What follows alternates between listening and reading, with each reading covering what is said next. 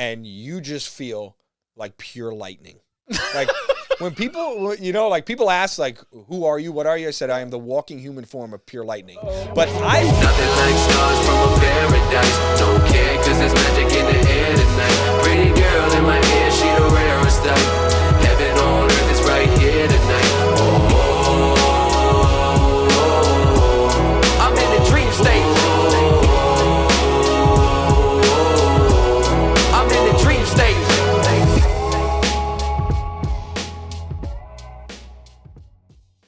We are in a legendary location right now, and the story that's about to go down, it's going to be unbelievable. First of my hometown friends, really, on this podcast, absolute legend, couldn't be more hype, Joe DeFeo. How are we doing, brother? Awesome.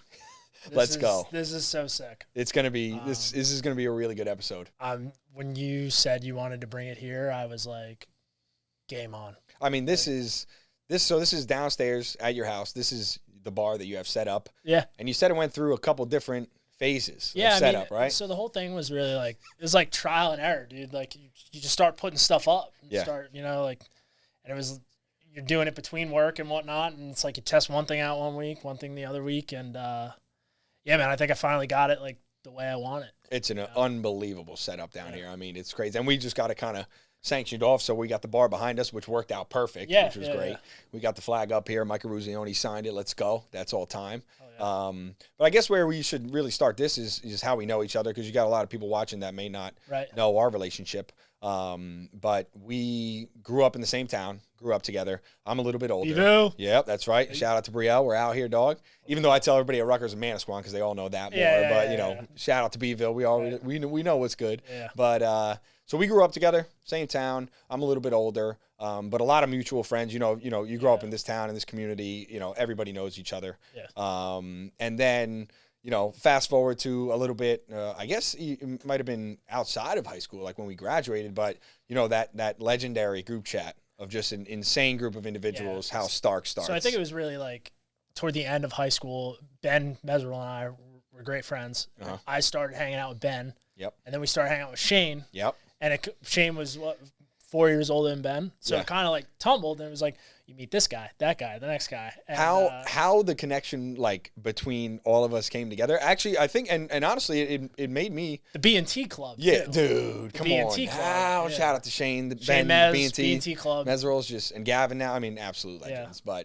But that's where it really all, because also I was away playing baseball during college. So this was at the end of your high school career, which is when I was in college. Yes. So that's when it kind of, I guess the origin of that group started. Came about. And then I had known, the thing about that House Stark group, which we all know is from Game of Thrones, the actual name, but it gets formed, and I mean, really just legendary individuals. But I had known everybody individually. Really. I knew you individually. I knew Yanni. I knew Ty. I knew all these people that were all connected to it. And I didn't know everyone individually. Okay. And that was... the people that were closer to my age. Right. Did you know them all, or you knew... I knew like 3/4. But in the chat, like there were people who I was like, I've never heard of this guy in my life. Yep. You know, because I don't think all of them were like Brielle kids or necessarily Manasquan kids. Like I think Jimmy had some buddies from Penn State in there. Yep. So yeah. I mean, yeah, so we kind of don't really know every single person that's in there, and it all comes together, and then this group chat forms, and we all start hanging out more often once it did. Yeah. I mean, obviously we're all in the group chat now. Yeah, yeah. But it was cool to see the connection of like the fact that, again, I kind of knew everybody individually, so gathering that specific group of individuals, I mean, there's so many to name, but I'm sure we'll name them as the podcast goes on, but it was just, I mean, you take all those characters and all those personalities, put them in a room together, you're going to have a good time. I think the way it really started was like people would put in pictures of the Brielle Ale House having beers. That's right, around the time it came. That's right. That's right. Okay. The Brielle Ale House would pop up, and I think people would be like, you guys at the ale house? They'd be like, yeah. And before you knew it, guys from that group chat would like see that a group within the group chat was at the ale house, and we would all go. And everybody would meet up. Yep. And that was kind of like how I think it started to kind of come to fruition. You know? Yeah, and that makes sense because, again, I was away playing baseball, and then I had remembered going after that for a while, which I've told on the podcast before, the story of going after that and trying to chase, going to the tryouts and everything. And along the way, you know, we had been added to that group. Like, so I'm seeing what's going on. I'm not really around, but everybody's around here still. And everybody's kind of like, everybody kind of went away for a bit, at least because we were older. So college, people are working, some people are around still. And then we all come back around at, you know, a point, and it just ends up going crazy. And I think also what helped was that summer at 1600 L Street was a big year for that, because I feel like everybody was there. Yeah. But I think the one staple in the whole story of House Stark for me, when it really all came together, when everybody was there, was that New Year's party at Ty's house. Yes. So this was 2017 going into 2018. Yes. So this was, he decided to have it. That was the one up at the beachfront. Or no, this was the one where he was in Brick, I think. Brick. In Brick. Okay. Yeah. Yes. So yes. and I just remember, you know, as you get older, like you really fall out of contact with a lot of people, which is why I'm really happy that I've been able to stay in contact with all our friends for a while. And that's actually a discussion we'll get into later in this podcast. I was telling you before that whole pandemic time period, but we all somehow like everybody was just on the same page for that, and Ty had decided to have it.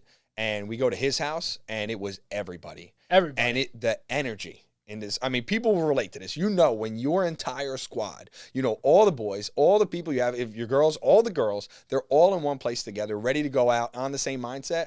It's unmatched. Yeah. I mean, that night was crazy. I think those times, they meant a lot to me in terms of being the younger guy. Mm-hmm. We were the younger guys. So like everything the older guys were doing, it's like, you know, this is like who you want to be. This is what you want to, like, you feel it's fun to be included. Yes. You know, and like you do have like that, especially like I said, like with Ben and Shane, like I don't have an older brother, and like hang out with Ben all the time. It was like Shane was that like older brother. And then he brings around all these friends, and like, you know, you guys are in like your junior year of college. I'm in my freshman year of college or whatever it was. And you're like, man, like that's where I want to be in 2 years. Like, look at these guys like having an absolute blast. So I think that inclusion made it all the more fun. Yes. You know? Yeah. And it's cool because everybody in that group is very like welcoming. It's not like nobody's standoffish. Like everybody's just, everybody knows, like once we found out who everybody is as a person, because you all have your individual, you know, characters, and like everybody was just accepting of everybody else who was in the group, like for who they were. And I think what was really cool was like when we were young, like there were a lot of Brielle kids in that chat that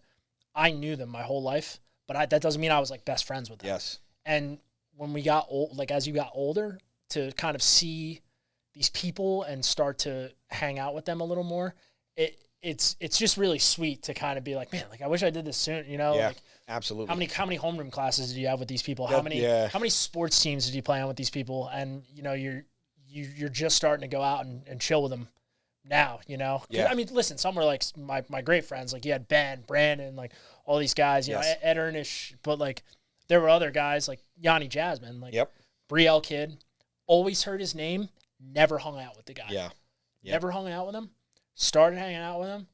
I'm like, this kid's the man. Yeah, I'm like, well, why couldn't I start doing this like sooner? Yeah. You know? Yeah. So I thought that was really cool. Yeah, I think it's interesting to think about that too, because I think about the people that are in it, and again, talking about just their character. You have the type of people where, you know, a lot of people don't realize that down the line, you might have a connection with a person that you knew when you were younger that you never even thought was going to be there. Right. And so it's cool to see, because like all the people in that group are not people who treat anybody, you know, differently. So like you think about like, just going back to the classic example of like a bully in high school, like you grow up and you get bullied by somebody, you know, as you get older, you're probably not going to want to associate with them, you know, but the kids that were in that group, it really wasn't people who were bullying like a lot of kids. Like I think it's just, of course, I think it was a lot of people that came like that were all like mutual friends by geography, like by where they lived. Yep. A lot of guys that lived on Woodland Ave were friends. And then I think a lot of them too, like everyone had their own niche. And I think that post high school life, like things start to matter less and people start to come together more, you know, despite like, you know, like you have one guy like plays ice hockey all the time. The other guy plays football. He's going to hang out with the ice hockey kids. He's going to hang out with the football kids. Yes. But like post grad, you know, from high school, like once you start coming home for those winter breaks and whatnot, it's more just about like seeing people, you know, like seeing people, you know. Yep. It's still like that for me, you know, like I run into people I know from my grade and my time, and I'm always so happy to see them, where 5 years ago I wouldn't have been like as thrilled to see them. Yeah. Like they're just there, they are, you know. Dude, I've noticed that too. I'm always so intrigued to see people, like, how are you doing? What's going on? Like, and I think that's something like you gain a lot more appreciation for, like as you get older. And I really enjoy that too, because I think about like a lot of people, you see it all the time on social media and stuff. They're just like, like leave these people behind. Like, oh, they might have been your friends in the past. They're not your real friends, whatever. Right. Like we were fortunate that people we grew up with, even if we weren't so close with them, like it was always mutual, like I guess friendship between groups, like you just said. And the thing that really comes into that is a lot of people that live here, they're going to live here for the extended future. So like my saying is always like, keep people at an arm's length, but don't throw them out of the car. Yeah. Like you don't need to like, even if I don't like someone and I see them out, they're going to live, we're going to live in the same town for probably the next 30 years. So like, who does it benefit by us really having a hard on for each other? Yeah. And also just like, if you're being a jerk to somebody else, it's not going to, you're going to see them. Right. Like, it's a weird concept that I've kind of seen as I, have gone on here, because again, also going back to like the whole pandemic, like years. And it's like, I was saying to you before we started the podcast, it's like during that time, I don't even know what everybody was doing, No. But post pandemic, when we're all back around or, have gotten to a point in what we were doing during that it's kind of settled. Yeah. Like now you're starting to see everybody again. Yeah. For and sure. It's cool to catch up and it's crazy. Cause like so many 180s, like so many people, like new jobs, new businesses. Like I didn't even know that you had the bar. Yeah. I saw a picture, and at first I was like, wait, like is he like maybe like really good friends with like someone who manages this bar, like got like these sick pictures, and I'm like, holy fuck, he owns the bar. like that's nuts. Like I know. And dude, and then you have all these Rutgers kids, like fraternities, sports teams, whatever, like retweeting these, reposting these pictures, taking pictures, Reds. Yeah. And I'm like, when did this kid open a bar? You know what's so funny is like, it's cool because again, you're similar to me where a lot of people. And I have always, again, it goes back to treating people with respect and like we're just being kind-hearted and you're not going out with going into a relationship trying to get something out of somebody. It's just like genuine friendship. Right. So like people have, we know a lot of people from around this area. New Jersey is smaller than you think. It's the greatest state in the union, obviously. I've said it many times before, but all-time Palsy line. All time. And that's the thing is like, so you just said my last name's Palsy, right? So everybody around here knows me as Palsy or Pals. Right? And then you go back to where you just said you see people sharing the story and you're like, how does this person know Palsy? Because there's no mutual connection there. Right. And then you see the Rutgers connection and they're calling me Red. Right? They're like, this guy Red is crazy. Right. And you're like, how do you know Palsy? And they're like, who's that? And you're like, Red, who you just said is Red. Yes. And I've had this conversation with somebody before to where they said Red like 4 times. And I think I like had a couple of beers in me and I was like, oh yeah, Like I was just like trying to be polite. And then someone said Palsy. And I was like, wait, you mean like you're talking about Palsy? And they're like, yeah. And I'm like, oh, yeah. Like it did. That happens people come up to me and tell me like this click, at the bar. They're like, dude, I was talking about you the other day calling you Red. And then somebody comes up and tells me your lad. They're like, that's Palsy. Like we were talking about the same person. I know it as young pals. Yeah, of course. That's OG right there. That's Brielle. Like that was what you always heard. That's right. So. But it's cool to hear that. But so going back to like that era, what were you doing during that whole thing? So COVID was in March. I was rocking a 5th year at college because I had taken a gap year to go to the police academy. In 2018, and COVID hit.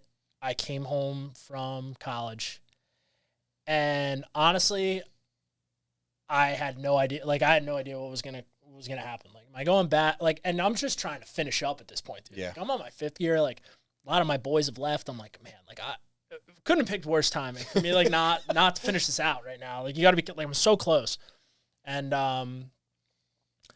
so then I basically went back to work. I was a part-time police officer at the time. And obviously with COVID, what started happening was people loved being outside. Like in like outdoor, not in like structures and places, but people started buying bicycles. People started whatever. And Belmar Boardwalk was packed every day. So I was working that for a while. And then in August of 2020, I think I was so committed to like being at home at that point. It was just kind of like, am I even going to go back to college? You know, at this point, like everything's up in the air. Nobody knows what's going on.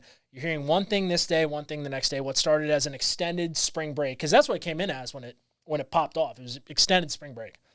And then, you know, I was just like, all right, my feet are planted at home right now.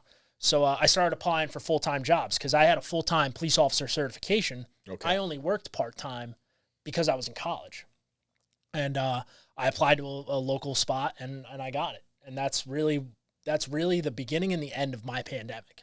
My pandemic was from that March to that August, and the rest of it has been life ever since August of 2020 for me. My life's been the same ever since, you know. That's amazing. It's working. So I had a short window of like, holy fuck. Like, what am I going to do with my life? No, yeah. And then all of a sudden, like, it totally panned out okay. Yeah, that's great because there's a lot of people that still are like, you know, feeling the effect. They're like, what am I doing with my life? Another huge favor the pandemic did for me, and like a lot of my close friends like know in terms of my attitude toward like going out, I was partying every weekend before COVID. And it was too much. It was too much to the point where like even my old man was like, yo, you might want to pump the brakes a little bit, you know?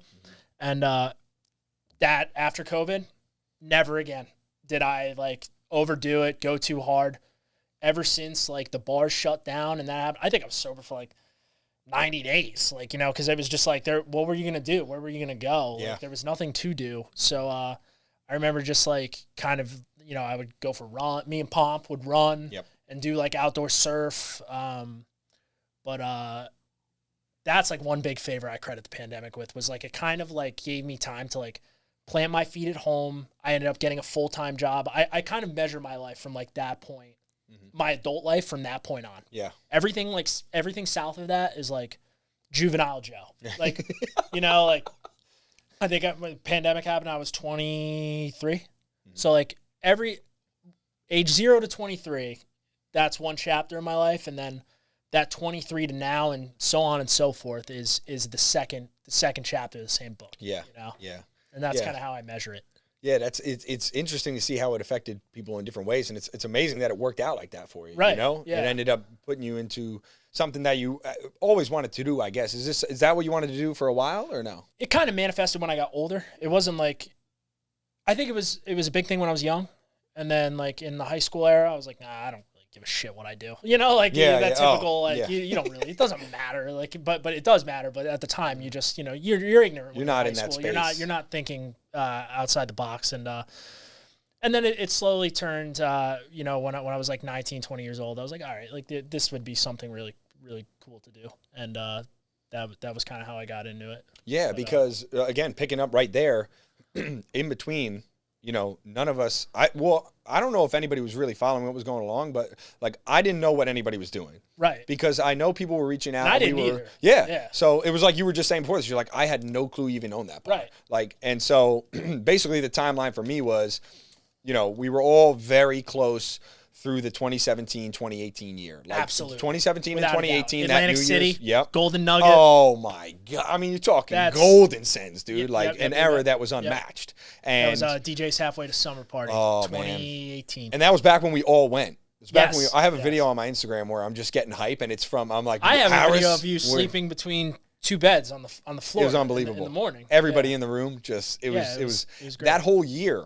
Like, just the New Year's kicking off into 2018, and I was so hyped because I was like, damn, the year just started amazing. 1600 L. Yeah, and then that summer was 1600 L Street. Yes. And Jason Lever coming on the podcast soon, going to just really dive into the stories because there's some wild boys. But that whole everybody was very together. And then you go to, that's when I had left my 9-to-5 job, and I started after that summer at Red's. So we had been planning to open, or my father, my Uncle Frank, my mom, they had been planning to open a new restaurant, and they were looking at the location in New Brunswick. And so that opportunity came up, and they saw it, and they jumped on it, and our plan was to open up in the spring of 2019, so after that fall of 2018. Right. So they talked to me, and they're like, do you want to be a part of this? And I was like, absolutely. So I was like, no brainer. It's like, I was do you know who you're asking? Yeah. I mean, come on now. My grandpa was my hero. He was the original Red. I always wanted to be him. Yeah. So it was like, are you kidding? You were never built for a 9 to 5. I was like, no, that's not. I talked about this with Jason Keats the other day, and we were saying like it's cool to see the differences because I think a lot of people like do hate on the 9 to 5 thing, but there's people who really they have been looking to get a job like that forever so they can just provide for their family and stuff. Right. And that's cool. Like that's to me is like, I have you've no done hate it. for the 9 to 5. Yeah, me neither. No. And the people I just worked don't think, with. I think I could. No, it's just not for me. Yeah, I said that on the it's not for podcast you. too. I said the people, I'm bringing the same energy wherever I am. Yeah. So that attracted some good energy while I was there. Like if you had a 9 to 5 job, there would be like a disco ball. Yeah. And there would be like lights everywhere. You would have like those confetti poppers going off at lunchtime. That's basically what my energy was portraying. It would be an absurd workplace. It wouldn't be like a PayPal for a bit. Yeah. There'd be a bench in like center of the cubicles, like, and you'd find like the smallest guy, and you're gonna be like, you would like be hyping him up. Yeah, let's go. Get on it. Yeah, it's funny. So I think a 9 to 5 could get really fucking insane if you were in charge. That visual, I feel like, is the visual that everybody who I worked that 9 to 5 with saw every day. Yeah, that was when I walked in. It's like that in the Wolf of Wall Street when he's yelling in the microphone, and he's going crazy, and he's just yelling the most absurd things. Yep, that's like you would be like, we have 30 minutes for lunch. This is what we're gonna spend it doing. And then, like this is what dude. And funny you mentioned the lunch thing. Like Dennis Marr is part of the reason I ended up getting that job, and I live with him, Jimmy, and our boy Chet in Philly. And where in Philly? And Queens Village. Okay. And good spot, good area. I'm not a big fan of Philadelphia. I'm just gonna say that now because it's just not my energy, not my vibe. Right. But we all lived there, and the lunch table with Dennis Marr. I mean, you know Dennis. He was affiliated with House Stark. Yes. One of the funniest kids in the world. Dude. And just sitting at the lunch table with him and myself, going back and forth. These other people that and some of them were hopping right with the energy, but like some of them would be like, "What the fuck are these guys talking about?" Yeah, because like, it just gets so like it's just insane. It's really funny you like bring that up because I remember there was one time my buddy Tom, he had seen a video of you that I reposted on my Instagram, and he DM'd it back to me, and he was like, "Who the fuck is this guy?" He was like, I think it was the one where Lil Wayne's singing "Sorry for the Wait." And you got the cigarette hanging out of your mouth. Yes. And you're that's the most recent one. Yeah. Yeah. I think it was that. Maybe it was one before that. I can't remember. But I tried like describing you to him, and he was like, "Yeah, man, this guy just seems nuts." We see you in Chipotle, and he was the one you were with. Okay, yes, okay. And you're standing in line in Chipotle, crowded Chipotle. Yeah, it was packed. We walk in, and I think you made eye contact with me, and in the middle of the entire restaurant, without regard for anybody's ears, you were just like, "Joey, how we doing? Locked in. Phone out, ready to go." You're like, dude, you got this kid in the middle of a Chipotle. He's like, "Electricity." And I was so happy my buddy Tom was there because I was like, this isn't for show. Yeah. I was like, this is who he is. Dude, when I see people, the energy. Yes. And when I see like friends that understand that like I'm close with, like at that point, me and you were pretty close. Like we had become friends with the whole House Stark era. Yeah. And working out, dude, like always, fires me up. Sending fire up snaps to each other. Dude, that is the fuel for me is like all my friends. Like I've always ridden off the energy. So when I see somebody, especially when I haven't seen them in a while, which that was, I had the phone out ready to go send the snap. I remember. It was like, people would have thought I was famous. Yeah. People in that Chipotle would have thought I was famous. Because you did the classic, like the swing, can I take a picture? Yep. And then came back. Or they thought you were famous, depending on how you were looking at it. I think that's good because I want to make sure everybody knows all my friends are famous. And I remember like my buddy Tom and I sat down to eat, and you had grabbed your food and left, and he was like, "The kid's ridiculous," and I'm like, "He's insane. Let's fucking go." He is. There is no level of energy. I was like, he is the energy. It's always been that way. It's ever since back to when you were pulling your car up in front of Barbecues and doing rap ciphers. Dude, we were just freestyling all day. That was like, dude, and we had everybody there, uniting the people, bringing people together just for a cipher. You know what was crazy was like, Manasquan, I feel like New Jersey. A lot of people who would have done that. So backstory, Pals he had a Chevy Malibu. No, Chevy Impala. Chevy Impala. Impala Mafia. Gray Chevy Impala. Chevy Impala with, I'll never forget, had a blue Chevy symbol and black wheels. Black spray painted rims. The Impala Mafia. Shout out to the whole Impala Mafia. You guys know who you are? OGs, dog. OGs of the fucking game, dog. So He Shit used was real. to pull this thing up in front of Bubba. I'm like young. Like I'm like sixth, 7th grade. Yeah, you were. Yeah, you were younger. Yeah. I was young. And, you know, like I had to be home by 10. And this was like, it was like it was like a movie as a young kid. Because you're like, is this what high school is going to be like? You know, it was like, it was surreal. And you would pull up and it's funny. I was telling this story like probably about a month ago. And you would pull up and you would do these rap ciphers with your doors open in your Impala. And people would jump in and start rapping. And when you think about something like that, your first thought is like, how many people said this is the corniest thing in the world? And I was like, or what is going on? And I was like, nobody said that. Yeah. Everyone went outside, everyone gathered around, and everyone started rapping. It was unbelievable. I didn't start rapping. Yeah. I was like, you know, me being like, I had to be like 13 years old. This was insane to me. You know, it was crazy. But point being, like, you were always like that.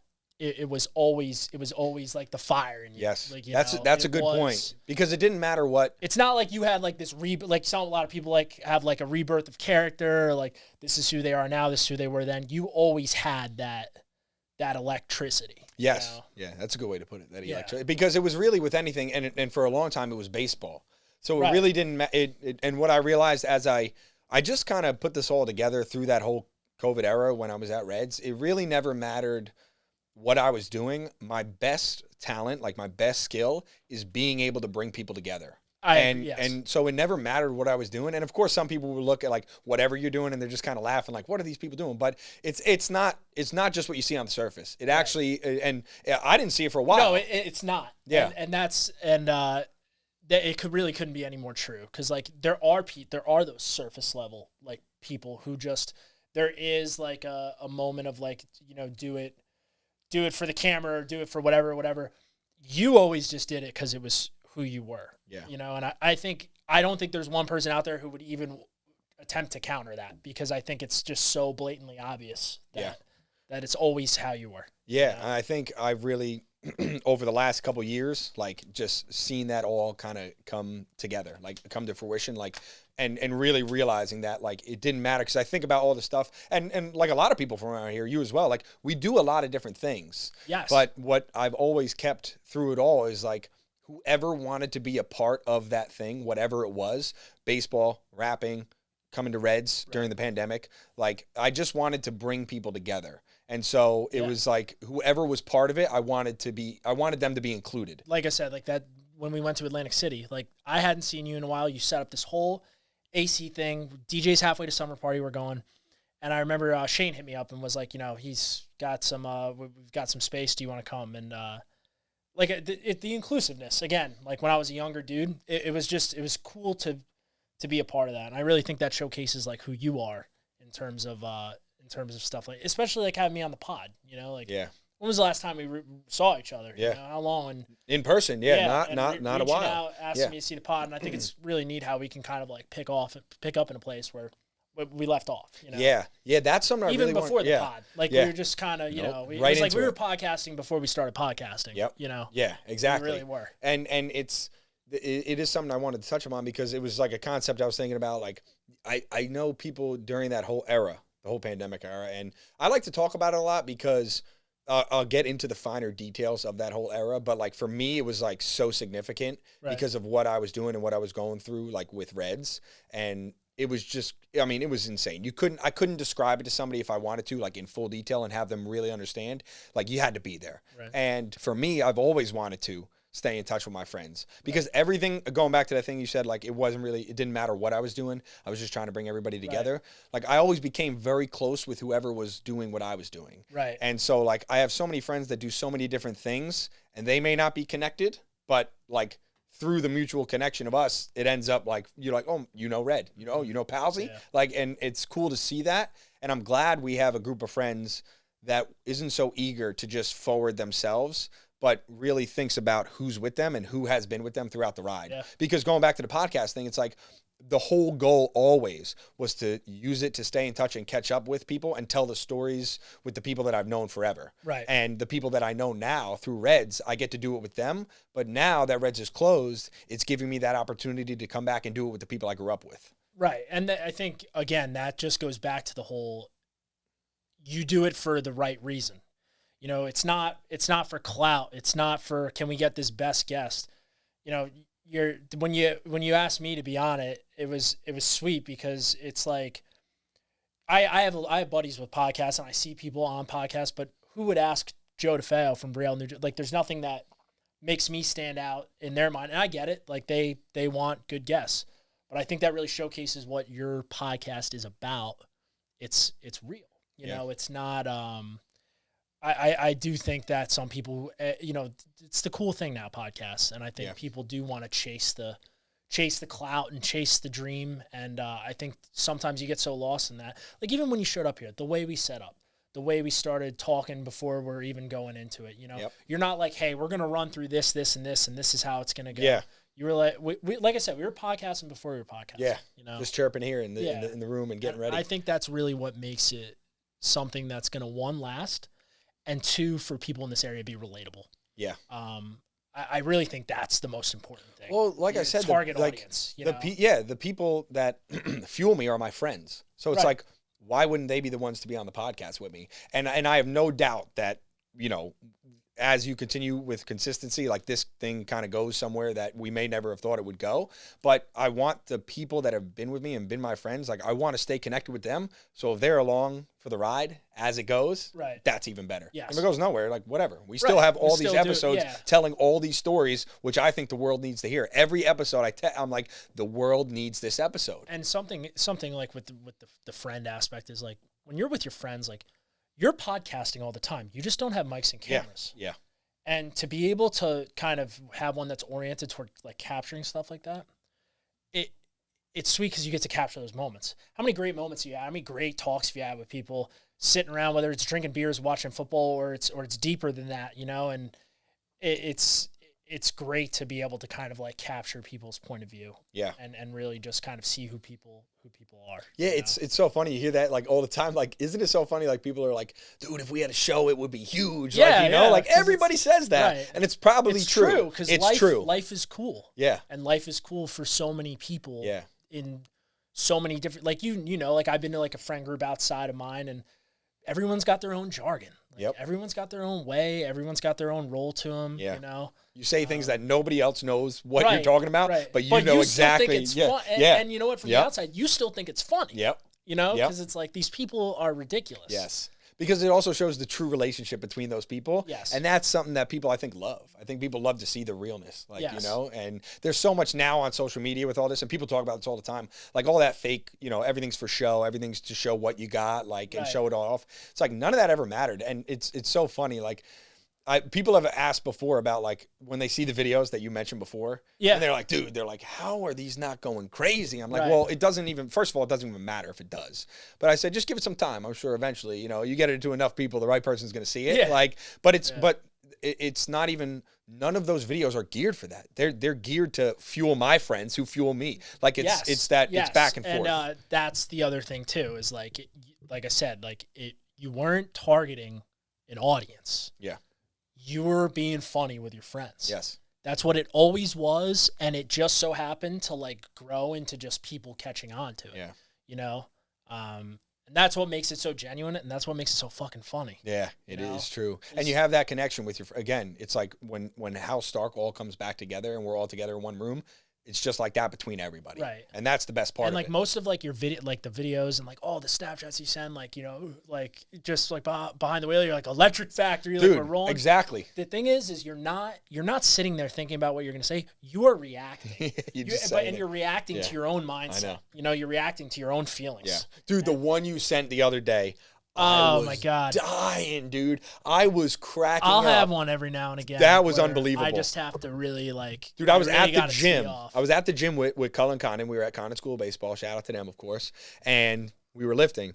And I saw that you sent a snap. I said, "Yo, check this out." So we put it on, and you just were going off. Rolling. And to give the people context, you were talking about. There's a lot of people who are telling you, like, "Oh, you don't have to do this, you don't have to do that," like, blah blah blah. Right. And then down the line, talking about, like, fitness and working out. And then down the line, they're the same ones that are saying, "Holy shit, you look amazing." So basically, like, the huge thing that I hear all the time, like, with working out and, dieting, especially from guys like at work. No shame on them. Like I get it. Like some people just don't understand.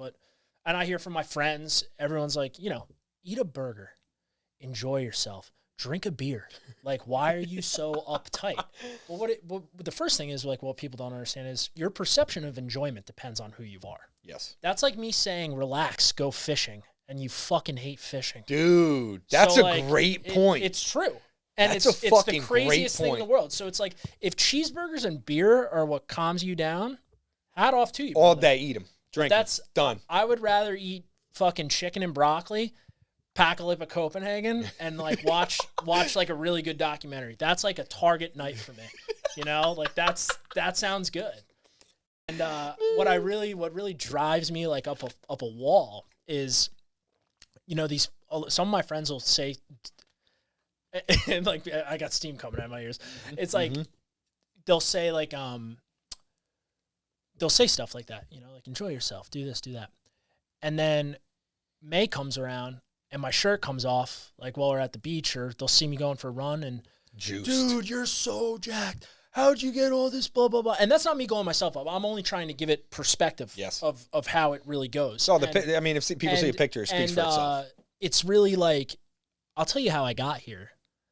By doing the exact opposite of everything you fucking told me to do. Everything you told me to do, yes, I literally did the opposite. Yes. You said relax, eat a burger, and drink a beer. I didn't. I had a sparkling water, chicken and rice, and I sat on my couch.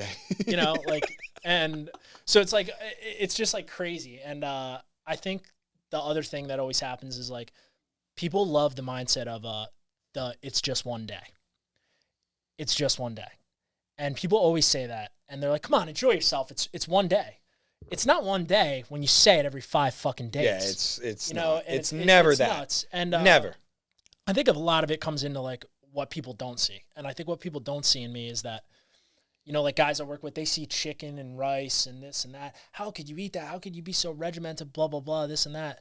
It's like, how do you know I don't like it, one? Yeah. And two, you don't see the Sunday where I go to Squan Tavern and bury a bar pie and a chicken parm I eat. It's disgusting. Yes. It's disgusting. Mm-hmm. And it's almost better because I can just rip it all right out of my system right there, and then I'm done. Yes. And you know what's great about that too is when you have those cheat days and you overeat like that, and I feel like you could relate to this a lot because I've seen your cheat days. It's all time. Big Mac, fucking we'll lay glazed it out. donuts. We'll lay it out. Yeah.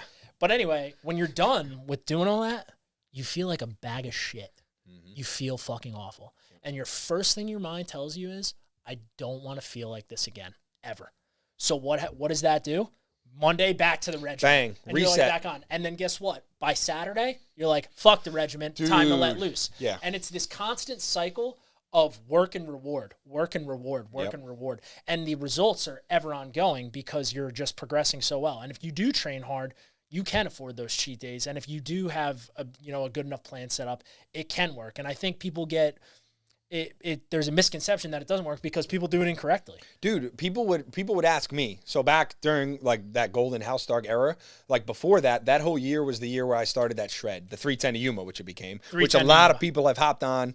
The 310 Yuma is legendary. Started with Mikey Skiz, Mike Anone, and it just grew from there. And we put together this program. I put together this diet plan, and there was one cheat day every single week. Yes. And so the point of it was again what you just said. Like to reiterate, it was you have that whole week where you're working, you're dialed in, and then you have that reset day, and then you go back to the beginning of the week, you're back to work. Right. And so for me, a lot of people would ask, like, don't you think you would get faster results by just staying with the same diet every single day and not doing that cheat day?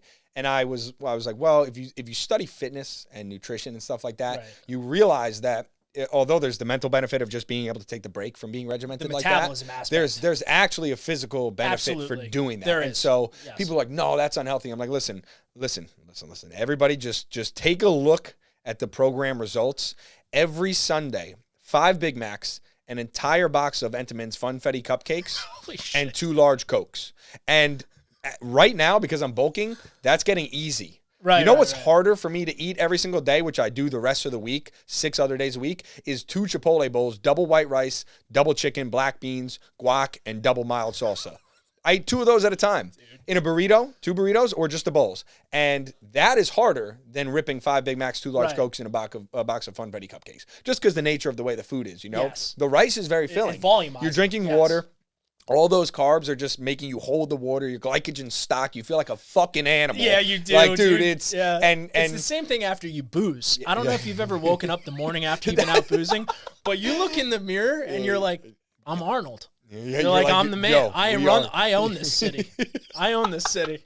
Dude, it's crazy. It puts you on top. But then, like, obviously, like, later in the day, that all goes away. But it's the same thing. Like, I'm never drinking again. Yeah. That first day after you work out, after that cheat day, you're blowing up. Dude, and you're popping at the gills. We talked about, dude, juice to the fucking gills, dog. And I said this the other day, you know, I'll wake up after cheat day, and normally now I'm actually lifting fasted. Like, even though I am bulking, because we were talking about intermittent fasting, and so like the most common is 16-8. Right. I'm like 14 to 16, and then the rest of the day, you know, whatever.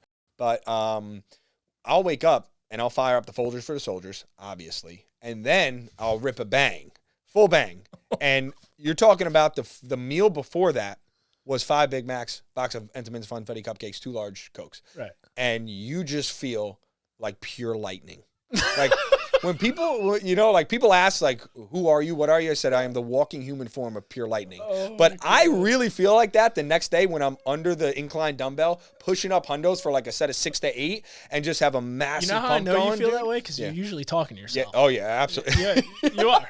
I know you feel that way. Oh, yeah, absolutely. Absolutely. 310 to fucking as the rep is going up, and I'm just firing in there. Music, like when I'm not working out with somebody and it's myself and I have the music on, EDM firing. Listen, I said it, 2023, extremely high levels of caffeine and EDM music, like firing the way at all times.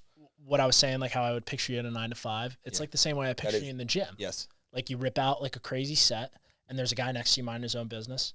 And you look at him and you go, nobody's fucking taking us down today. Nobody's taking us down today. And this guy's like, this kid's crazy. Dude, you know what's crazy is the energy. You know what? That energy always attracts positive vibes too. 100%. And I want to say a story about the gym the other day, because you know, with the current state of TikTok and social media, like, you see this whole gym culture on there, right? And there's a lot of like altercations at these public gyms. And I'm like, I really never had that problem. Like, all the energy we put out is always positive. I could see if you're putting out like that, like, I'm the fucking biggest guy in here, like, stay away from me. Like, you don't need to bother me. I'm better than you. I'm like, dog, let's step in the octagon, homie. I don't give a damn. You're 285 stacked. Let's go. Because you're going to have to fucking kill me in order to fucking stop me. I will keep coming back every single fucking day. Every day. You knock me out, when I wake up, I'm going to find where you are, and we're going to run it back, dude. So I don't like that energy at all. If you're the one putting that energy back, I'll be the first one to put you down. I don't care. I don't care. You're not, because the gym, again, I want to state this too, because a lot of people are watching what's going on social media.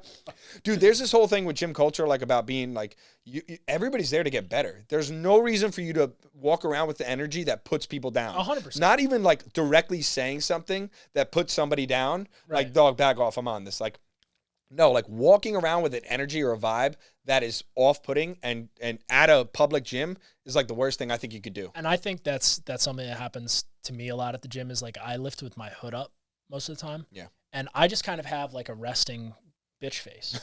I really do. I have like a very smug look on my face. I have like a smug look on my face. I don't think I look like really the most like nice person. I'm not saying I think I look tough. I think I just look like a miserable prick, honestly, sometimes. Like, I look like I do. Like, I'm not. It's just like my mind is like kind of somewhere else. Like, dialed in. But like when I lift, like, I'll do like a lot of thinking, not like wild thinking. Like, you'll think about things like, how am I going to spend the next 8 hours of the day? Or, you know, like, what am I trying to get done tonight that I can't get done tomorrow? That's a lot. Like, I do a lot of like critical thinking while I'm lifting, because it's just kind of like, that's really all you have time for. Yeah. And you're by yourself and you can do that. Yes. One of the rare times when you get older that you have. Yes. And I think I often see like a younger kid will ask, like, or an older guy, you know, because I know too, like, people are really fucking mean to old people in the gym, like older guys, like. Yeah.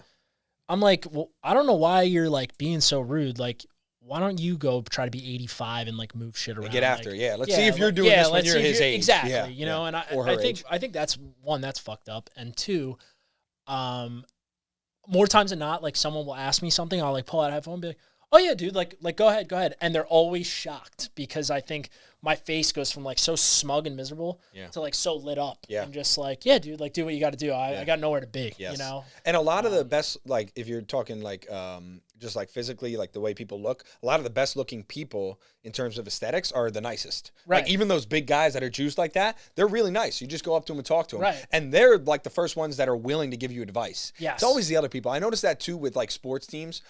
All the guys who are the stars, the starting players, with an exception of a few that may think they're a big time superstar, the ones who play, the one who are the captains, the ones who are leading the team, always the nicest, always the most respectful. Right. And again, the ones that are trying to include everybody.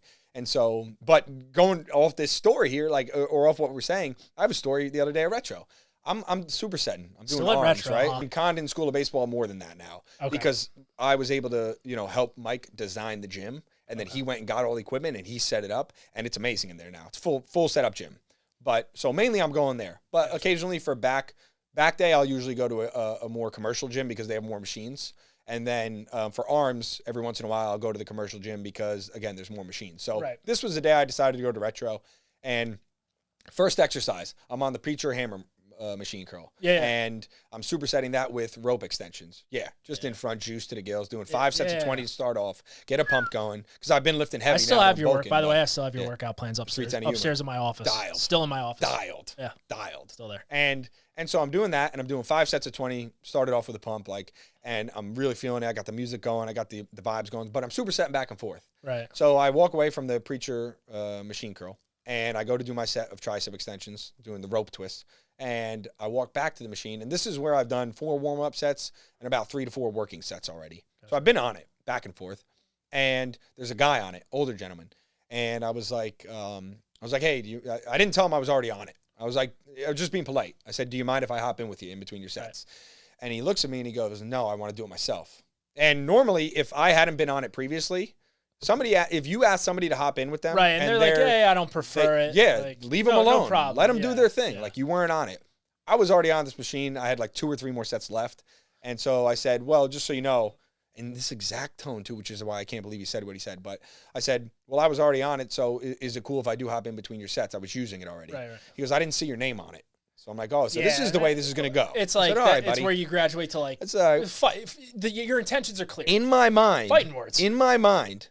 Fighting words. And in my mind, the door they didn't have the AC on or heat on that day. The door was open 12 o'clock in front of us. In my mind, I looked to the door. You threw him out that door. And I looked back and I said, buddy, the door's open right there. We could step outside and you can continue using it after we're done out there. Right. But I didn't say that. That was in my mind. You know when you run through something in your mind and you're like, fuck them. Yes. But then you control like that control Walter your Mitty emotions. moment. You're just like, yo, like, but I said, all right, well, by that reasoning, your name's not on it either. And I was already using it. So wouldn't I have the right to the machine? And he goes, I got 5 more sets left. And I said, all right, this guy's just being a jerk. Yeah, like, and I said, all right. That's the thing, too. Yeah. Like, people have a chip on their shoulder. There it is. People have a chip on their shoulder, man. People are waiting all day for that opportunity.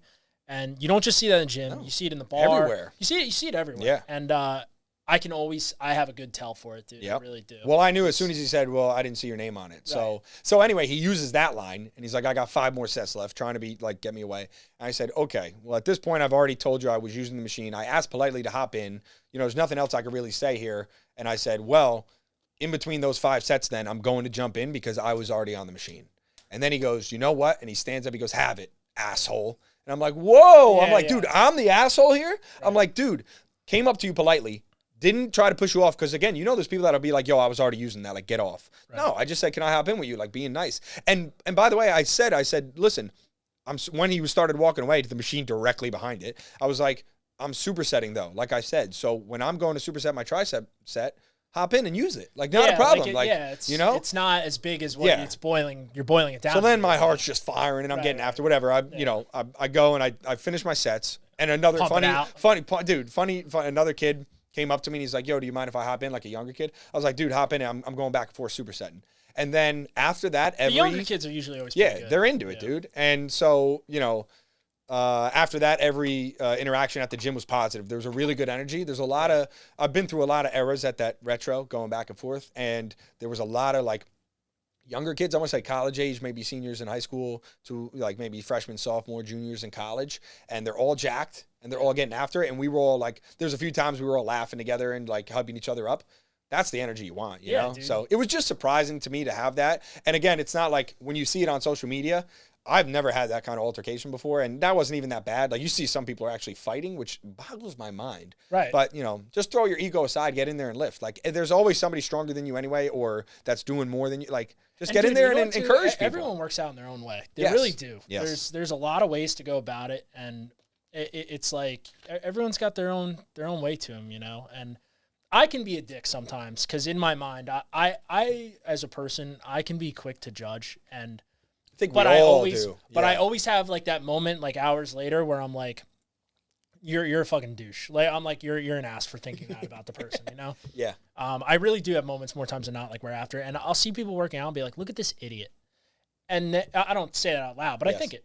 And then like hours later, I'm like, "How do you know you didn't look just as stupid 3 years ago?" Yes. You know, I'm like, Yes. how do Such I a good know, point. Like that I didn't, because I didn't always look the way I do now. You know that. Yeah, Like, exactly. I had a very defining journey in my appearance. Yeah. You know, I was not like the most pleasant looking individual, 7 years ago. I did not take care of myself. And When did you start taking it real serious like this? So I was a sophomore in college, and my roommates all lifted weights.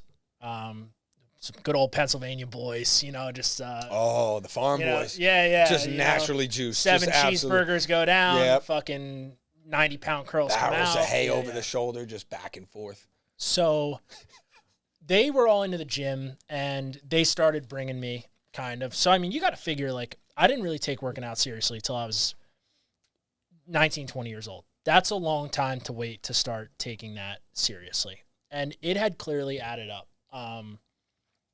And at the time, I was out of shape. I had really bad skin. I was super insecure about it because it was from my diet. I was eating so poorly that you're just not going to have like good skin when you just eat grease. Major key point right there. Yeah, nutrition, so important for skin health. It really is important. And people don't realize that. It's a major key. So important. What happened was they kind of introduced me to the idea of the gym, and I went, but it was so hard to counteract the amount of partying we were doing. We were drinking all weekend long, and by weekend, I mean Wednesday, Thursday, Friday, Saturday, and Sunday if the Birds were playing. Because all my roommates were Birds fans. They're all Eagles fans, right? Yes. Yeah. And God bless them. So they kind of introduced me to the idea, and then next year, I had taken my gap year to go to the police academy. Being able to be at home for a year and be outside of the college food and the party scene allowed me to kind of dial in a little bit. And that was when I really started seeing results for the first time. It wasn't a lot, but from where I was to where I went, it was a lot. Yep. I still wasn't in the greatest shape, but it was a big transformation. And I remember coming back to college, people were like, after that year, people were like, dude, you don't even look like the same person. And I was still heavier then than I am now. Yeah. But I still looked good. And then probably, I would say like 2021 was when like everything really started to come together. I gained a better understanding of macros. TikTok helped a ton. TikTok, what a resource, in my opinion. Yeah. Some terrible advice on there, also some awesome advice. No, it's both. It's both. Yeah, absolutely. I remember I was in the gym one day, and I would do this thing where I would go to the gym, and I would lift for like an hour, maybe break like a mild sweat, sometimes maybe even not, and go home. And because you feel that pump in like your chest, your arms, your back, whatever, it makes you kind of feel like you deserve to eat a lot, which is not true. It's not true. It's not true. And it's... If you're shredding. Let's slow down. Yes. Absolutely. You're bulking, just throw it down. But for me, 100%. 100%. Eat it all. Yeah. Eat it all. But I think at the time, I was really trying to slim. And I was under the impression my roommates had good genetics. Like I said, a farm body. It all goes to their arms. Boys. And at this point, you had already lost a decent amount of weight? A lot. To this point? A significant amount. Okay. Yes. Okay. And I had a significant physique change. However, I wasn't dialed in. I wasn't where I wanted to be. And I remember I was in the gym one day, and I saw this guy working out on the turf. This guy's doing like a 10-round circuit of deadlifts, rows, crunches. Oh, yeah. This guy's a mad dog. Yeah. This guy's nuts. Animal. And you could tell, like, he's huge and jacked, but he's natural. Like, he ain't a roid boy, you know? Like, he's nothing against that, by the way. No, if that's your prerogative, go for it. 5 years I'm on TRT. I mean, I'm in there, dog. Yeah, I'm in there. There's some guys on juice that look fucking awesome. They just had the Olympia, speaking of. But. You know, for me, that was not my prerogative. And I saw this guy working out, and the amount of sweat he was covered in, I was like, it's more sweat than I've ever been covered in my life. Yep. And I started training like that. And the minute I started training like that with the diet, because at this point, I went through a lot of trial and error with food. I tried like this, that, the other thing, and you would see results. Again, the drinking was playing a big factor. Hard to counteract the amount of drinking. It's not like I was like I make it sound like I was an alcoholic, but you go out every Friday, every Saturday. Yep. Like most kids do when they're 21. And the days in college, the days around it as well. Right. Yeah. This is normal. And at the time, I think it was like 21, 22, and maybe 22 into 23. And like I said, like that COVID era. And it was really like 2 summers ago that I started to kind of dial it in. And last summer, man, that was my year. That was the year of DeFeo. It really was. Let's fucking go. It really was. And you know what I would do that I found worked really well is I would go to the gym and I'd work out for like 2-3 hours, man. I'd be locked in, like whatever. My schedule at work was perfect for working out. I was on summer midnights, so I'd work out every day before I went in. Mm-hmm. I would go up to the beach, run around 5 o'clock right before shift. And that was when like it just really started taking off. And what I would do was I would wear a sweatshirt the whole time because I didn't want to get the pump and see the pump, because then you actually kind of, in my opinion, like lose it toward the end of the workout, and you kind of get this like, not depression, but you're just kind of like, you get amped down, you know, your amp level goes down, and because you're not going to stay pumped up forever. Yeah, that can 100% affect it. So you come home and you're like, I don't look the way I did an hour ago. Yeah. So I didn't even want to see it. And then I think doing that for like 60 days straight, one day I took my shirt off and it was all just fucking everything. Yeah. The T's were crossed and the I's were dotted. Yeah, that's fucking go. It was in. And yes. Once you achieve that, it becomes very easy to, 1, maintain it, and 2, even if you lose it. Like I had a minor back injury in October. I don't like calling it an injury.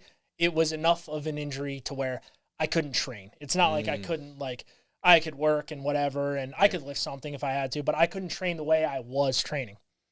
But it was okay in my mind because I knew that I'd be back. Yes. Because I was like, you attained it once, you can attain it again. Yes. You know, yes. And I think that's the mindset now I'll have for the rest of my life. Yeah. And another great thing that comes with that is what happens is my friends always nag on me for taking the gym so seriously. And I think what they don't see is that mindset starts to roll into other parts of your life. Everything. It really starts to travel into like everything that encompasses you, everything that you do, everything you believe gains that energy. Yep. And my room started being cleaner. My truck started being cleaner. I started, going to work with more energy. I wanted to succeed professionally. I wanted to succeed as a person. And I think my life really did do a 180. Yes. And that's kind of where I am now, is I'm extremely comfortable. Yeah. I'm so comfortable with who I am and who I've become. And I think it's really awesome to look back and know I wasn't always this way. I wasn't always so dialed in. And that makes it all the more enjoyable for me, because it's crazy now, like looking back, you look back and you're like, you look at some of the things you did, like habits and whatnot, and you're like, I can't believe I did that. Like, I can't believe I would sleep for that long, or I can't believe I would let my truck get that dirty. Yep. Or I can't believe I would go days on end without making my bed.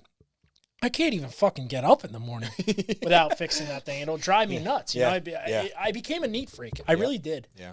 And sometimes it can get over the top, but for the most part, it benefits me. No, if you talk to, I wouldn't say every person, but the majority of people who reach a very high level of success, you talk to them about fitness and going back to so many good points you made in that whole rant you just went on. Yeah. Like so many good points. And just First official rant on a podcast, just by the way. unbelievable. Yeah. And just going back, like you find something that works for you. That's super important because you want to be able to do it consistently. Right. And you may train one way, not enjoy it as much, and then you find something that works. I think the important thing is when you commit to something like that, you stick with it. And you might not like the way you did it at first, but if you continue to try new ways, you might find that you love one of those, and then that's the one you stick with. Like I always talk about that. Like my split is a bodybuilding split. You know, we do chest, back, shoulders, arms, and when I was playing baseball, legs. But, you know, now, you know, I'm not so much a fan of leg day. I'm retired. Who is? You know, but so when I talk to people, I tell them how important it is to do legs and all that. But like my bodybuilding split that I put together for me is the most enjoyable. And so that allows me to continue doing it every day. Right. And then you have to go back to the mindset of when you first start, you may not know what's going to work for you, but if you're committed to changing, if you're committed to getting somewhere that's going to put you in a better place in your life, then as long as you stay consistent, guarantee you will find something that works for you. And then that is going to be your key because that's what's going to allow you to do it every day. You have to get through the part where you're like, okay, this is almost like a job to me. It's not what I enjoy. Right. Like it's never going to be that easy when you first start. Right. And you're not, the thing, it was so funny you said about the pump too, like just talking about like over the long, like you say at the beginning, when you're in that prime time of the workout, when you have the pump going and you're like, yeah, this is The it. world is mine. And, dude, it's unbelievable. Yeah. And then it fades kind of, you're like, what happened? What you have to realize is when you first start a fitness journey, especially, it's like you are not going to see results for 6 months. Like, don't even go into it with like, okay, a month, I'm going to be good. Like you might, I never step on the scale. Like I never in that whole 310 Yuma thing was like, all right, how much weight did I lose? It wasn't like that. I wanted to train to look a certain way. And so I would look in the mirror and see, okay, you know, but going back to putting that sweatshirt on, not seeing it. Right. There was like a whole era where I was just like, no tank top. You know, the whole first month I said, we haven't earned the tank top. Right. I said, we're going t-shirt, we're going whatever sweatshirt, and we're going to lift with that on. And then once we get to the point where we think we've earned it, then we can go and because I do believe in the mind muscle connection heavily on, especially in a bodybuilding split, you know, but you know, people that start these journeys, they don't always, and it's cool to hear you spell it all out the way you did, talking about yours specifically, because it shows. It's like you said you made some progress, but you weren't where you wanted to be. That's going to be for everybody. Right. You are going to work out for months on end, and then you're going to get to a point where you're like, damn, this shit isn't even working. And you have to keep in mind, too, I tell all that like it happened over 6 months. It happened over 5 years. Yeah. You know how much trial and error went into what I did, how many times I tried and failed and tried and failed. And I really did, despite all the noise of whether it was what people were saying or what I was seeing and I wasn't believing, I did make it through, you know. And I think really my most pivotal moment probably for me, it probably within the past year was when I ran the Brielle Day 10K. I ran this 10K. I signed up for it. I wanted to run. I had been running. However, I don't think I really accurately measured how well I was running at the time. You know, I was running a lot and I was making a habit of it, but I wasn't really paying too much attention to how good I was doing. I ended up finishing 12th of 137. Jeez. And I could not, what actually happened was I was running the race, and as I was running, I didn't really know where I was in it because a couple guys like took off in the way beginning. I knew I was toward the front, but there was a little girl cheering on the runners, handing out water with her family. And I hear this girl counting the runners. Mm-hmm. And she's like, 9, 10, 11, 12, and points at me. And I'm like, 12. I'm like, and I got like a mile to go, dude. Yeah. And I'm like, holy shit, dude, I'm in 12th place. How many people are behind? Like, I didn't even know how many people were in the race. I mean, it was a lot. You know, Oh, yeah. So I eventually found out, obviously, it was 137 people. But I got first place, Brielle male resident. Dude, putting on for Beeville, that was awesome. Let's because, go. Like, this is Brielle Day. This is the town's day. And you have a lot of runners that come in from other places and run these races. There is a group of people who just jump races. And I get it. It's like a lifestyle. You know, you go, everyone who hosts a race, you go. But to be the kid from the town who, I didn't win it, but in terms of people who were from there, I won it. And that was when I was like, I was on cloud nine. I was so happy. I was really just and it's hard to say without sounding like a dick, but I was proud of myself. I really was. I was very proud. You should be. I was very proud of myself, and I was very like, I just couldn't believe that all that hard work had really like come to fruition. Yeah. And that was really the measure of when I made it. And like I said, once I did kind of reach that point, I knew that like even if I were to gain 50 pounds over the next year, let's say I have an injury or something, I'll always know that I can make it back. Yeah. I'll always know. Whether it takes another year, 2 years, 3 years, I will make it back, you know? And I think that is what ultimately keeps me going. Is that no matter what state I'm in, and I'll complain, I'll bitch, I'll moan. Everybody does. But I know that my destiny is predetermined, and it's fucking glory. Dude. You know, it is. It is. You know? Dude, that point right there might even be the most important, is that it gives you the confidence, and relating it back to what you said, like now it's in all aspects of life. It'll help you in maybe your job where you feel like you're not making any progress. Yes. You're not going anywhere. And you're like, wait a second. Like you think about the gym. The thing I love about the gym, and a lot of like big time fitness influencers will say that, or say this, is that, you know, you have to respect somebody who's able to do that and change their body like that and become healthier, because it don't matter how much money you have. It don't matter, you know, who you are, where you're from. What matters is that you put in the work. Right. You did it right, and you ate right too. Like you didn't just show up and do it mindlessly. You had a whole goal in mind, right. And you showed up every day and did what you had to do day in and day out. And each of those individual victories built up over time. And so I think that's good to think about too, is because when you're not seeing the results and you're in the middle of it and you're down, it's like, wait a second, like I've been putting in all this work. It's like if I, you know, yesterday I had a great workout, today not so great, but I already see how much progress I might have made, and I can continue going and get to an end goal. That's where you really get to that point of like delayed gratification, yes, which is a term that I was not familiar with. Mm-hmm. But what it basically means is like you can go eat the cheeseburger, like my friends say, and enjoy yourself, and then feel like shit after, and you get all that. You're all happy like that when you're eating it. You're like, oh my God, this tastes so good. This is so great. And then after you feel like shit. But if you just put that off and you wait till your cheat day or whatever, and you stick to the regimen, you look back and you're like, thank God I didn't go out that night. Thank God I didn't go drink 20 beers that night. What would that have been for? Nothing. It would have been for nothing. Yep. So once you really start to like progress, that delayed gratification just always sets in. And I think the first time I really got like a great grasp on that was I ate a bunch of, I like binge ate one night, a ton. It was a Friday night. It was last summer actually. And I ate a ton of food, and I was laying in bed, and I felt fucking sorry for myself after. I was like, man, I just overate. I ate so much. I felt like crap. And I turned Netflix on, and I was like, well, I guess I'm just going to fucking sit here. And then probably like an hour later, like digested a little, like sat there. I was like, you know what? No. I was like, fuck this. I was like, I can't do this. It was a Friday night. I'll never forget. It was like a misty night. And I drove my truck up to Manasquan Boardwalk.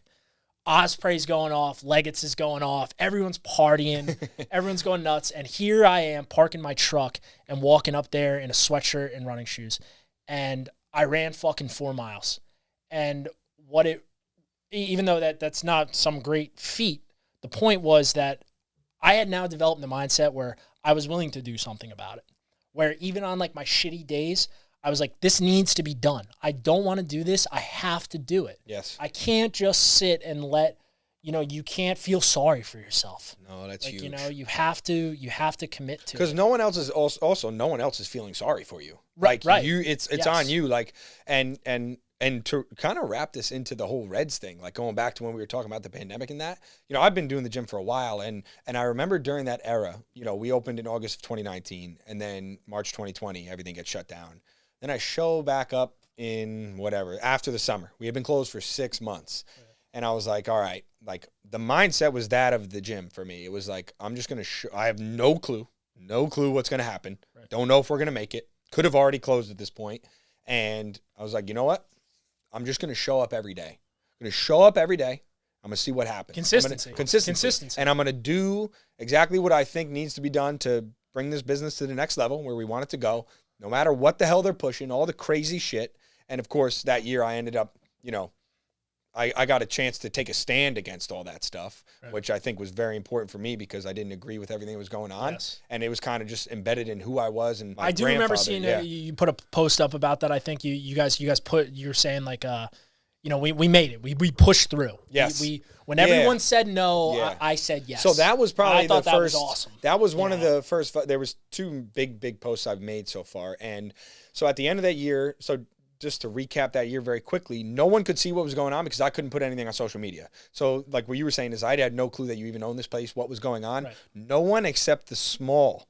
And it ends up being a large network of people in New Jersey, but it's such a small group of people in like the overall that were there. Like no one else knows what went down. The people who were there are the only ones who really know, and nobody knows what the hell was going through my mind this whole time. But I knew just from, I've told the story before about my grandpa and everything that he stood for and bringing people together. Right. I always know, I always believed that was the right thing to do. And when I saw all the hypocrisy in the rules they were pushing and all that, I was like, you know what? I'm taking a stand against this. I'm going to let people come in here and I'm just going to deal with the consequences, whatever. I had to, tone it down a little bit because I'm not the only one involved in this place. It's my family, my dad, my uncles, my mom. But for the most part, I was the one running the show. This is my place. We're going to push the limits and we're going to do as much as we can to let as many people as we can in here right now because I think people need a place to be. Right. And those kids are never going to have that time together again. And I realized that. And I said this on a podcast with one of my now best friends, Brant Wolf. And I said, if it wasn't such a good group of kids, I may have second guessed myself. But it goes back to like our group of friends, like the caliber of people they are and how good of people I realized they were. Like I wanted to make sure they had that place to come together because the other bars are very small and their capacity was so like nothing, like 20 people. And I was like, we got all this space. I'm not going to settle and listen to all this bullshit. We're going to push the limits and we're going to go for it. And I put it all on the line. And everybody was itching for it. Oh, everybody was itching for it. They were. And it wasn't about, again, like just taking a stand against it. Like it wasn't like I was trying to be a rebel or anything like that. Like I just realized that this group of people right here, this is the only place that I have a chance to really stand for what I believe, which is bringing people together, and they deserve to have that time together. So let me do that because that's what Reds has always been about. When you have a passion, you can't just put it by the wayside. It eats at you. Yep. It does. It'll rip you apart. And I think something we saw a lot during the pandemic was people loved being alone at first, and then all of a sudden, dude, you hit this tipping point where everyone started to go like a little nuts. Everyone started to get pretty edgy. Everyone started to get like pretty like there was just a lot of negativity in the world, period. And I think it so much and negativity. You bring in technology. I just watched The Social Dilemma on Netflix. It was a great documentary about dedication to like technology. Mm-hmm.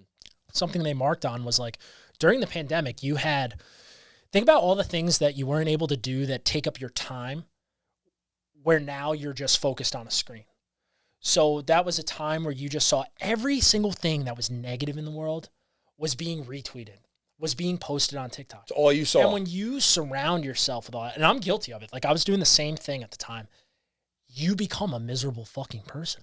And I really do think that like there just came a point where there came a group of people so like yourself that were just like, how much longer are we going to do this? Yeah. How much longer are we going to all, because everyone just became, the country was divided as it was. Unbelievably divided. As it was. We were already headed in the shittiest direction possible. And to have that come in, that really, it took two people. It was like taking two people who were yelling at each other and putting up a wall. And now they're yelling at this wall, knowing that they can't hear each other, and it's infuriating them even more. Yeah. And I think after so much time of yelling at that wall, when it finally came down, I think there were two kinds of people. There were the kind of people who just kept yelling, and there were the kind of people that reached out for a handshake. Mm-hmm. And we're like, you know what? Let's just have a good time right now. Yes. Yes. Let's just take it in, soak it up. And it didn't matter what group you were in, what organization you were part of, right. What was going on. And I literally saw that firsthand, what you just described at Reds, because all the kids that were coming in there were just so thankful to have a place where they could go and be together, that now I see the difference. And explaining this from like my perspective of going through that year and to now, it was like, now all the fraternities and sororities, they kind of like to just be with their group, right. And then whoever else they want to be part of it. Back then, it didn't matter who you were, what group you were part of. You were happy to come together. And like all these people that I thought knew each other didn't even know each other. And then at the end of the year, we're all like super close friends that you'll stay in contact with for the rest of your life. Yes. Like, that's what it was. Yeah. And, like, I think what you just said, reaching out for the handshake and saying, like, hey, we could come together, be together. And that's just a good rule, I think, for life. I think if a lot of people learned that through the pandemic, that it doesn't matter. Right, and that's what I was about to say was it had some great lessons. Yes. It really did show. It showed the best and worst of us. Yeah. It did. And like something that I noticed, I think we talked about it like a little earlier, but like I would see kids I knew like out at the bar, like pre-pandemic, and I'd be like, oh, like, you know, there's so-and-so, like whatever. But now, like, I'm always just so excited to like hear what everybody's doing, see what everybody's doing. I think it made me change as a person because I think I used to be maybe a little bit of a dick. I don't think I was like in your face a dick. I think I was just like, I don't care about that person, which is a very ignorant like mentality to have. And I think a lot of people have that though. Yeah, I think it's still to this day. And I think I stopped talking and started listening a little bit. And I really did like to hear where people were going and what they were doing. I think, dude, if everybody could kind of veer towards that, they'll also, they may not realize it right now, but when you start to get more open to just hearing whatever, listening, like you just said, and just hearing what people's thoughts are or what their perspective is, you know. And I talk the talk. I don't always walk the walk. No, we don't. It's important to say that too, because people may think. I don't. Me neither. No, absolutely not. I try. And like I said, even when I don't, I will have those moments later where I'm like, you should have been fucking nicer. Yeah. Or like, you were acting like an asshole. Yep. You know, and although like I can't like I'm not going to go putting out a public apology for, you know, not talking to one guy. I mean, it's more the discipline that you keep to yourself. Yeah. You know, where you're like, that was, you know, you just learn lessons from yes. it. You know? Oh, I had that all the time at Reds, you know. I just, so many times I was able to just like relax and when people have an argument or between two people, there's a fight going on, like hear the people out and see what happened, you know. And then there's times where I just look back and I'm like, damn, I really shouldn't have approached it like that. Right. So I think the way you approach people and the way you approach certain situations is a very telltale sign of the way it's going to go. Like if you approach it with a little bit more openness and like willing to listen and see what happened and a little bit more, you know, compassion, I would say, empathy. That like, really, I think at work, that's really something that's changed with me. Yeah, I did want to dive into this, actually. This is good, like you as a police officer now, full time, right? You know? I think a lot of it is really just, again, we go back to listening to people. 99% of the time, dude, it's just listening. You have to keep in mind that every time you go somewhere, the reason you're going there is because someone's having the worst day of their life. And I think some like people don't realize that, you know? And I think once I started wrapping my head around that, it was kind of like, some people just need a set of ears, man, you know, and whether that's, you know, a cop that shows up or reaching out to a friend or whatever, it's like, I don't think there's enough ears out there for some people all the time. And especially, I mean, as a cop, like you have that ability to be that person. And it's, I think during like that whole era where we were talking about just all the negativity going around, the cops got a lot of negativity. And it's like, you know, I think a lot of cops like realized they were in a position where they have the ability to be that person to just hear someone out. Right. I think that helps. And I love when it gets highlighted too. And you know what? Something about me that I kind of like look back and think in terms of my career is when you hear people talk about me, I always say like, you ask 10 people what they think of Joe DeFeo, 5 will say he's a fucking asshole, 5 will say he's the greatest guy, he's the greatest guy they ever met. Everyone's going to have their perception, but the one thing I that makes me sleep at night peacefully is knowing that a lot of what people have to say about me in my character that's negative doesn't have to do with me being at work.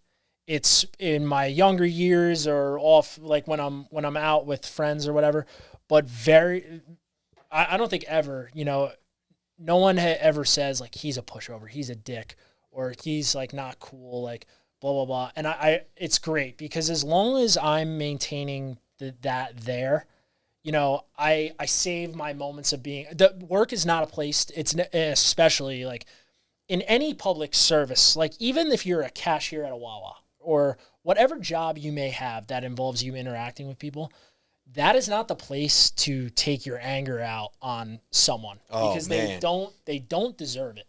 And that's the one thing, like I really do. That's the thing I can say I talk the talk and walk the walk on. I do. Mm-hmm. And 100% of the time, I really don't ever like bring my bad emotions to a situation. I do bring them other places. I bring them, you know, sometimes I'll be a little rude to my dad or, you know, sometimes, I'll be not nice to a friend, or sometimes like in my at a Wawa, if I'm the customer, like there's a point in time where I've been like a dick, or like not like outrageous, but I've been like, oh my God, like taking forever, and like, again, we talked about before, like the reflection of like, you just need to understand like after, but you're only human. But at work, I always try to just, and the way I see it is the 40 hours that I'm at work, it's about everybody but me. And that's okay. That's how it's supposed to be. That was what I signed up for. I accept that, and so my feelings don't matter. So I don't like bring like a negative persona to it. Because even if I'm angry and pissed, what is my bad attitude going to do to get us out of this situation right now? No, 100%. Nothing. No. And that does not just apply to my job. That applies to everything. No, that's huge. That's it, right? That perspective of like, just that whole perspective of seeing, you got to think like, how a lot of people are very focused on like, oh, this year's for me, this year's for myself, like I'm doing what's best for me and stuff. That's cool.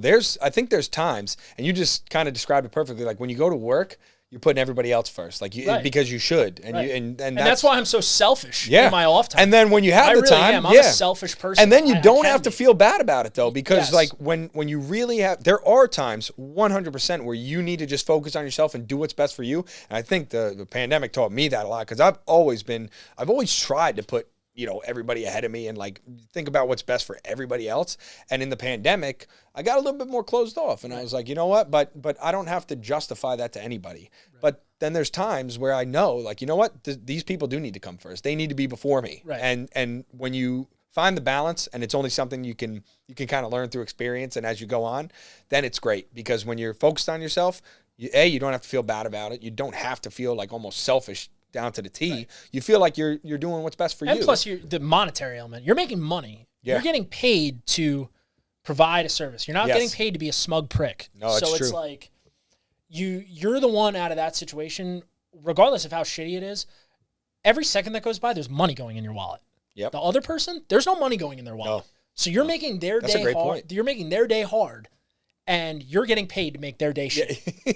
Which is fucked up. It is fucked up. And like I said, I didn't like always have that mindset. No. But when you just take a moment and just think about it, it's true. Yeah. And like I'll be standing at line places. Something that happens all the time is like people will be like, "Go first, please. Go first." And I'll be like, "No, like all of you can go. I have all day. I'm getting paid to be here right now. Yeah. I'm at work. You go. You have places to be, kids to see, things to do." I'm like, just go. It's 7-Eleven all the time. There's always someone who's like, "Oh no, please go." I'm like, I'm at work right now. I'm getting paid. You go. You have somewhere to be. Yeah. So that's a great point. Never thought about it like that. Yeah. I mean, because again, I'm not a police officer. That's why I said before, like I can get shitty in my off time with like people that work places, because I hate when people are negative at work.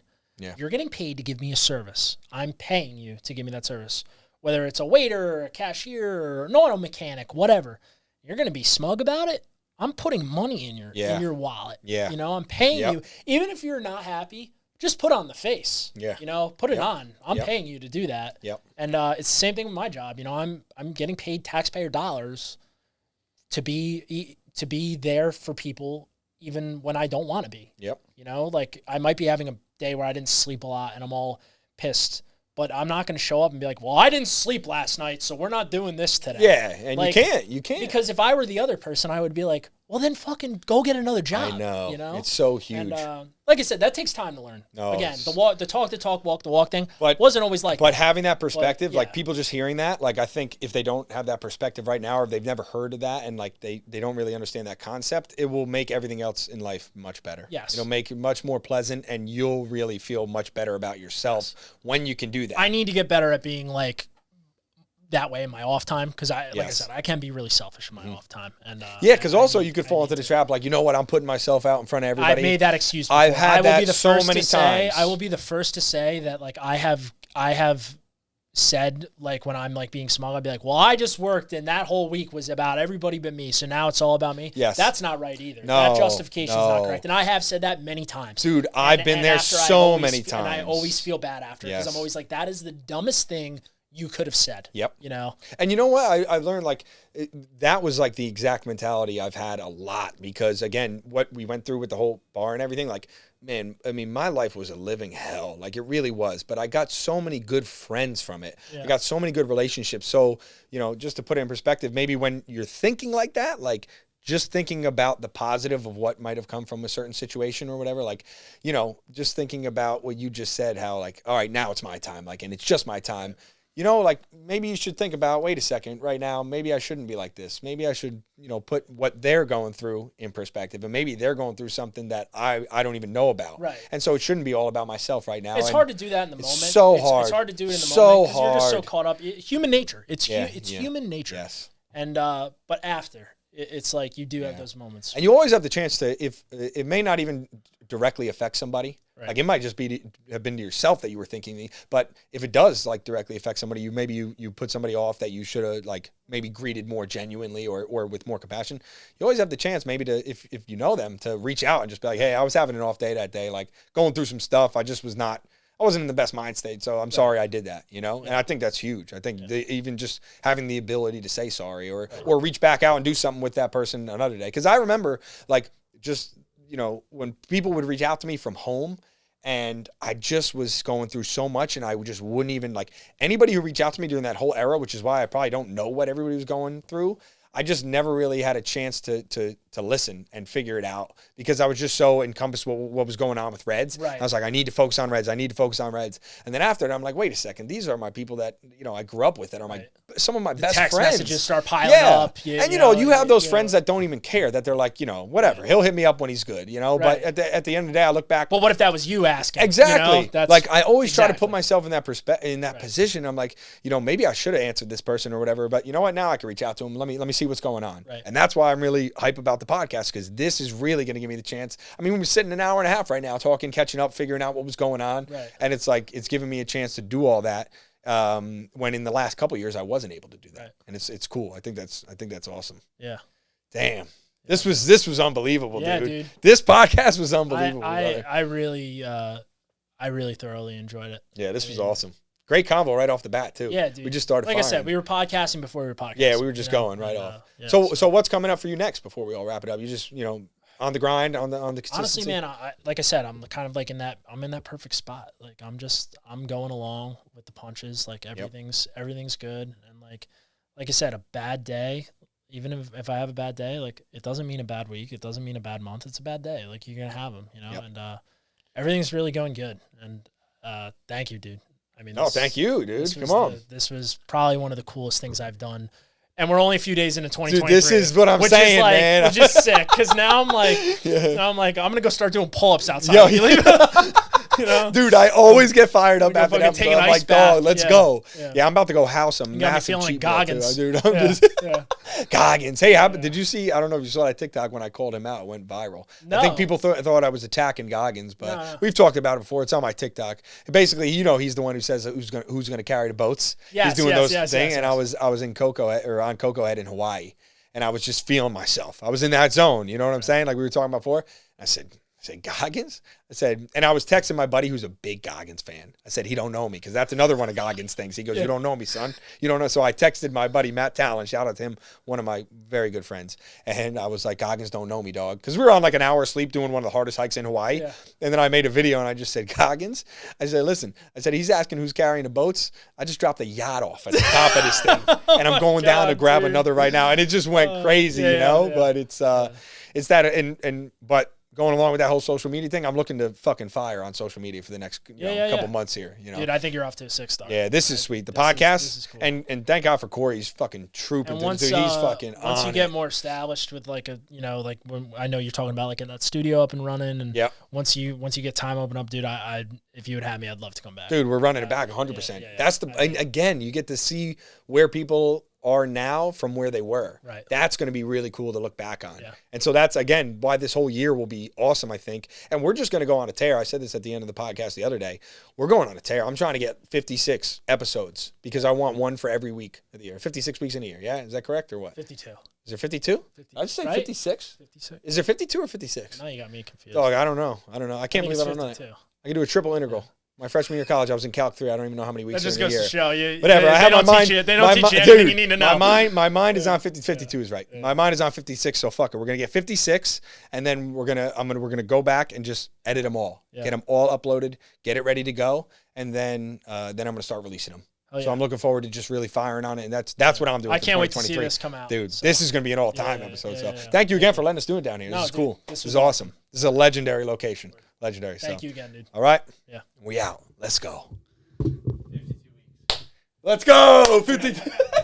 Yo.